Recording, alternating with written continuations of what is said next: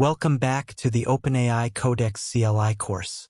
When you run the CLI next to your editor, the agent is blind to what you're actually looking at, so you keep re-explaining which file and which lines. In Lesson 14, the IDE command fixes that. It includes your open files and editor context in prompts, grounding Codex in your current view. Let's connect the terminal to the editor. We're working in an editor alongside the CLI. Let's give Codex a window into what we're looking at. We type the IDE command to connect Codex to our editor.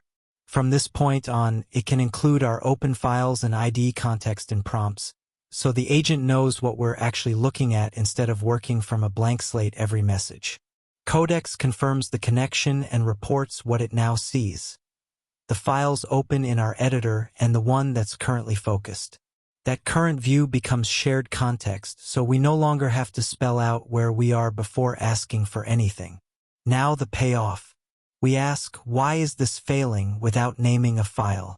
Because Codex already sees the focused editor and the surrounding open tabs, it reasons about the exact code on our screen rather than asking us which file we even mean. This is what grounding buys you. Instead of redescribing your active view every turn, the agent inherits it directly from the editor.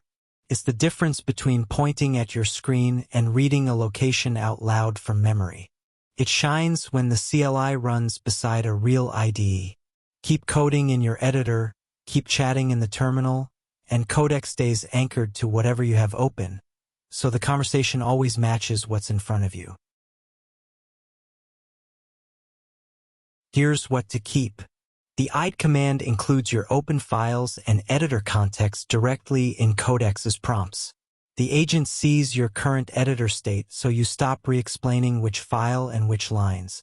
Best when the CLI runs beside a real IDE and you want Codex grounded in your active view. Head to Standarity.com for the full Codex CLI course, and join us in Lesson 15, where the MCP command plugs Codex into outside tools through the Model Context Protocol.